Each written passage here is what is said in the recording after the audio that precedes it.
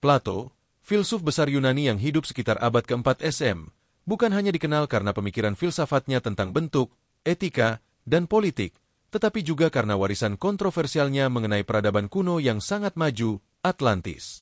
Dalam dua karyanya yang terkenal, Timaeus dan Critias, Plato mengisahkan tentang sebuah negeri dengan teknologi, kekuatan militer, dan struktur sosial yang sangat maju untuk zamannya. Kisah ini memicu perdebatan selama lebih dari 2000 tahun. Apakah Plato hanya membuat alegori filosofis, atau benarkah ia mengungkap sisa ingatan kolektif tentang peradaban modern kuno yang hilang? Dalam Timaeus, Plato menyebutkan bahwa informasi tentang Atlantis berasal dari leluhur Solon, negarawan Athena, yang mendapatnya dari para pendeta Mesir. Atlantis digambarkan sebagai terletak di seberang pilar Hercules, diakini sebagai Selat Gibraltar, sebuah kekaisaran besar yang menguasai banyak wilayah, memiliki sistem kanal, pertanian maju, teknologi irigasi, dan istana megah. Dihancurkan oleh bencana besar, gempa bumi dan banjir, dalam 1 hari 1 malam. Teks Critias, yang tidak selesai, memberikan rincian yang lebih dalam tentang struktur sosial dan politik Atlantis, serta kedekatan moral spiritual dengan dewa Poseidon sebelum mengalami dekadensi moral. Filosofis. Banyak akademisi menganggap Atlantis sebagai alegori, metafora untuk menggambarkan idealisme Plato tentang negara yang sempurna, Athena, versus negara yang rusak karena kerakusan dan kekuasaan, Atlantis. Ini selaras dengan tema dalam Republik dan Hukum. Historis. Penafsir alternatif dan beberapa peneliti arkeologi berpendapat bahwa Plato sebenarnya sedang mengangkat ingatan kolektif tentang peradaban maju yang benar-benar pernah ada, namun terhapus oleh bencana. Atlantis bukan alegori, tetapi sisa-sisa narasi sejarah lisan yang akhirnya dikodifikasikan oleh Plato. Tafsir ini diperkuat dengan temuan arkeologi dan geologi yang dianggap mencerminkan deskripsi Atlantis. Göbekli Tepe, Turki, 9600 SM situs megalitik tertua yang diketahui, menunjukkan peradaban yang mampu membuat monumen sebelum adanya pertanian terorganisir. Bimini Road, Bahamas struktur bawah laut yang diakini sebagian sebagai sisa jalan atau pelabuhan kuno. Pulau Santorini, Thera, Yunani letusan vulkanik besar sekitar 1600 SM yang menghancurkan peradaban Minoa, sering dianggap sebagai kemungkinan asal-usul legenda Atlantis. Peta Piri Reis, 1513 sedi peta kuno yang menggambarkan benua Antartika tanpa es, menunjukkan bahwa peradaban di masa lampau mungkin telah melakukan pemetaan global dengan presisi tinggi. Menurut Plato, Atlantis memiliki unsur-unsur yang jika diinterpretasikan secara modern, sangat mencengangkan. Sistem tata kota dan saluran air dapat dibandingkan dengan perencanaan kota modern. Teknologi pertanian dan pengairan sangat maju dan efisien. Angkatan laut besar dan sistem militer tersentralisasi menunjukkan organisasi politik tingkat tinggi. Struktur sosial dan hukum mencerminkan semacam konstitusi atau sistem hukum tertulis. Plato menyebut Atlantis ada 9.000 tahun sebelum Solon, artinya sekitar 11.600 tahun lalu, sekitar 9.600 SM, yang cocok dengan akhir zaman es, Younger Dryas, dan waktu pendirian Göbekli Tepe. Beberapa peneliti menyebutkan bahwa Plato mungkin sedang mengungkap memori kolektif manusia tentang peradaban sebelum zaman es terakhir, yang kemudian lenyap akibat perubahan iklim global, banjir besar, atau tabrakan benda langit. Sumber informasi Plato berasal dari Imam Mesir yang bercerita pada Solon. Hal ini menarik karena Mesir dianggap memiliki catatan sejarah sangat panjang, dan tulisan hieroglif sering menyeratkan masa lalu mitologis yang sangat tua. Tafsir ini membuka kemungkinan bahwa Mesir kuno menyimpan informasi penting tentang peradaban yang lebih tua dari mereka. Menelusuri jejak peradaban modern kuno melalui tafsiran Plato bukan sekadar latihan imajinasi. Jika Plato memang menyampaikan informasi sejarah yang akurat, maka dunia kita pernah menjadi rumah bagi peradaban luar biasa yang telah hilang, bukan karena keterbelakangan, tetapi karena bencana dan kejatuhan moral.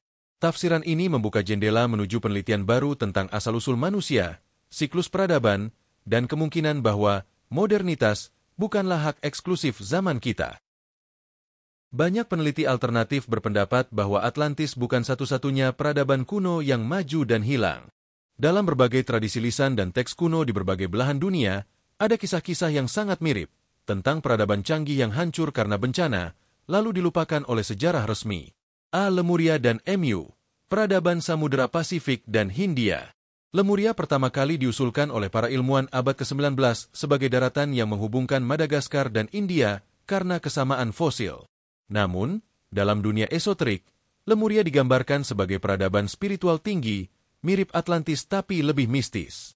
MU, konsep yang dipopulerkan oleh James Churchward, disebut sebagai peradaban besar di Samudra Pasifik, mencakup wilayah yang kini menjadi Indonesia, Polinesia, dan sebagian Pasifik Selatan. Sama seperti Atlantis, MU dikatakan memiliki teknologi tinggi dan sistem pendidikan luar biasa sebelum akhirnya tenggelam. Kedua peradaban ini diyakini eksis sejajar atau bahkan sebelum Atlantis. Dalam tafsiran spiritual, Lemuria mewakili cinta dan keselarasan alam, sedangkan Atlantis mewakili teknologi dan kekuasaan, dan keduanya runtuh karena ketidakseimbangan dalam nilai-nilai tersebut. Banyak kisah dari berbagai budaya menggambarkan bencana banjir besar dan peradaban yang hilang, seperti kisah Nabi Nuh dalam tradisi Yahudi, Kristen, dan Islam. Manu dalam Mahabharata, yang menyelamatkan benih umat manusia dari banjir besar. Gilgamesh dalam epos Babilonia yang juga menggambarkan peradaban yang hilang karena murka dewa. Popol Vuh, suku Maya, yang menyebut kehancuran beberapa generasi manusia karena kesombongan mereka. Kisah-kisah ini memperkuat dugaan bahwa ingatan kolektif manusia menyimpan trauma besar dari masa lalu, bencana global yang menghancurkan peradaban maju yang pernah ada. Kitab Henoch dan Teknologi Langit. Dalam Kitab Henoch, salah satu teks apokrif Yahudi, disebutkan tentang para watcher, pengamat dari langit, yang mengajarkan manusia berbagai teknologi, logam, obat-obatan, ilmu perbintangan, bahkan senjata. Mereka dihukum Tuhan karena mengganggu tatanan dunia. Ini sering dihubungkan dengan dewa-dewa, atau makhluk luar biasa yang mungkin berasal dari peradaban kuno, atau bahkan entitas luar bumi. Vimana dalam teks India. Dalam teks-teks Mahabharata dan Ramayana, disebutkan alat terbang bernama Vimana, yang digunakan oleh para dewa dan raja. Beberapa interpretasi menyatakan bahwa Vimanas adalah bentuk pesawat atau teknologi transportasi maju dari masa lalu. Beberapa bagian Mahabharata juga menggambarkan perang berskala besar yang memiliki ciri-ciri sangat modern, bahkan nuklir, ledakan panas, radiasi, dan kehancuran besar. Ini menimbulkan dugaan bahwa perang di masa lalu bisa saja menggunakan senjata yang kini hanya bisa dijelaskan melalui lensa teknologi modern. Banyak struktur kuno yang sulit dijelaskan oleh teknologi zaman dahulu menurut arkeologi konvensional, dan sering dihubungkan dengan peradaban seperti Atlantis atau Lemuria.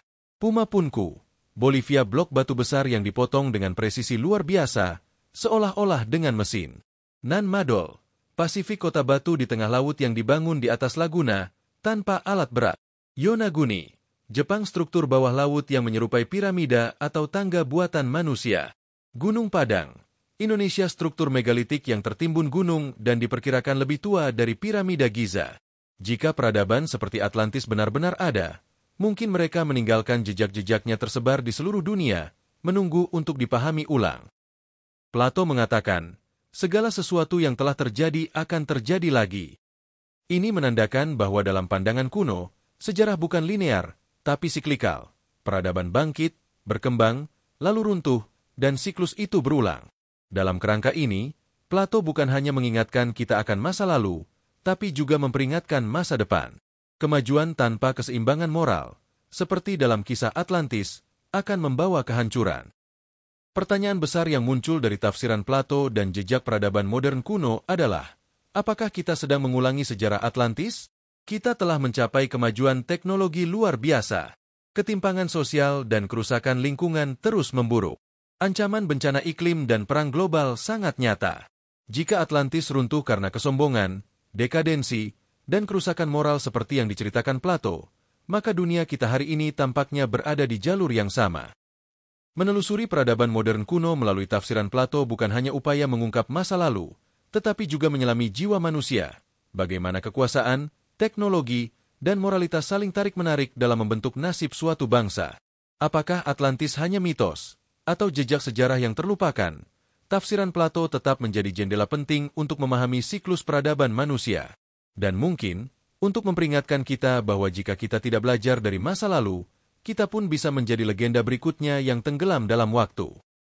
Sundaland adalah kawasan geologi yang mencakup semenanjung Malaya, Sumatera, Kalimantan, Jawa, Bali, dan bagian barat Borneo yang dahulu merupakan satu daratan besar sebelum permukaan laut naik sekitar 11.000 tahun yang lalu, pasca zaman es terakhir. Peneliti seperti Aricio Nunes dos Santos dalam bukunya Atlantis, The Lost Continent Finally Found mengajukan hipotesis bahwa Atlantis sebenarnya berada di wilayah Nusantara, khususnya di sekitar Indonesia modern. Indikator yang mencengangkan. Letak geografis. Berada di kawasan Katulistiwa, penuh gunung berapi aktif, dan dikelilingi oleh samudra besar. Kekayaan alam. Wilayah ini sangat kaya akan emas, rempah-rempah, logam mulia, dan bahan tambang lainnya, sama seperti yang digambarkan Plato tentang Atlantis. Bencana geologis. Teori ini cocok dengan tenggelamnya sebagian besar Sundaland akibat kenaikan permukaan air laut drastis sekitar 11.600 tahun lalu, waktu yang sama dengan yang disebut Plato, 9.600 SM. Banyak legenda di Nusantara yang bisa ditafsirkan sebagai memori budaya tentang bencana besar dan peradaban yang lenyap. Legenda Lemuria dan Atlantis dalam kebudayaan lokal. Cerita rakyat Minang menyebutkan negeri yang tenggelam karena keserakahan dan melawan perintah langit. Mitologi Jawa menyimpan kisah tentang zaman Satyayuga yang damai dan berakhir karena manusia melupakan dharma. Babat Tanah Jawi menggambarkan transformasi dari zaman para dewa, peradaban tinggi, menuju zaman manusia biasa, disertai perpecahan dan bencana. Gunung Padang, situs megalitikum yang membingungkan. Terletak di Cianjur, Jawa Barat, Gunung Padang adalah struktur batuan megalitik terbesar di Asia Tenggara. Beberapa hasil penelitian geologi memperkirakan bahwa bagian bawah struktur ini berusia lebih dari 10.000 tahun, jauh lebih tua dari peradaban Mesir atau Sumeria. Lokasi ini diakini menyimpan lapisan-lapisan kebudayaan bertingkat yang menunjukkan adanya masyarakat dengan pengetahuan arsitektur dan konstruksi luar biasa pada zaman kuno. Mari kita cocokkan deskripsi Plato tentang Atlantis dengan karakteristik Nusantara. Deskripsi Plato ciri di Nusantara, Sundaland. Di luar pilar Hercules, jika pilar Hercules diartikan sebagai Selat Malaka atau kawasan Indochina kuno, maka Nusantara cocok. Wilayah luas seperti benua Sundaland sangat luas sebelum banjir besar, hingga Australia terhubung. Kekayaan alam yang melimpah emas, rempah, batu mulia, hasil laut. Bencana dalam 1 malam 1 hari, letusan supervulkanik seperti Toba, atau tsunami besar pasca zaman es. Masyarakat spiritual dan berlapis kasta budaya Austronesia mengenal sistem adat, kasta, dan pemujaan kosmis. Selama zaman es terakhir, permukaan laut jauh lebih rendah dari sekarang, membuat sebagian besar wilayah Asia Tenggara menjadi satu daratan besar, Sundaland. Ketika es mencair sekitar 11.000 tahun lalu, wilayah ini perlahan-lahan tenggelam, memisahkan pulau-pulau seperti Sumatera, Jawa, Kalimantan, dan lainnya. Banjir besar akibat pencairan es ini mungkin menjadi dasar dari banyak kisah banjir dunia yang ada di hampir setiap kebudayaan besar. Poin penting, tanggal tenggelamnya Sundaland, sekitar 9.600 SM, sangat cocok dengan waktu yang disebut oleh Plato. Peradaban di Nusantara sangat erat dengan laut. Kapal layar dan navigasi telah dikenal sejak ribuan tahun lalu. Jejak perdagangan maritim kuno ditemukan dari pesisir India hingga Papua. Peradaban maritim Majapahit dan Sriwijaya hanyalah sisa dari tradisi pelaut yang mungkin telah berlangsung jauh lebih lama. Apakah mungkin bahwa nenek moyang bangsa Austronesia adalah keturunan langsung dari Atlantis yang tenggelam di Sundaland? Beberapa peneliti spekulatif percaya bahwa setelah kehancuran Atlantis Sundaland, para penyintas menyebar ke seluruh dunia dan menjadi cikal bakal berbagai peradaban lain. Mesir dan Sumeria, ada kesamaan dalam simbol dan arsitektur. Amerika Selatan, Inca, Maya mitos banjir dan teknologi pertanian tinggi. India kuno, koneksi melalui perdagangan dan kesamaan struktur kosmis, mandala, candi. Pasifik, Polinesia, Hawaii navigasi bintang, pemujaan laut, dan sistem sosial serupa. Tafsir Plato tentang Atlantis membuka kemungkinan bahwa peradaban manusia tidak berjalan linear dari primitif ke modern, melainkan siklikal, dan bahwa puncak peradaban bisa hilang lalu terlahir kembali. Dengan teori Sundaland, kita melihat bahwa Indonesia bukan hanya penerima warisan peradaban, tetapi mungkin pusat asalnya. Atlantis bukan di barat, tapi di timur, di bumi Nusantara. Apakah kita siap menerima bahwa tanah yang kita pijak hari ini pernah menjadi jantung dunia kuno?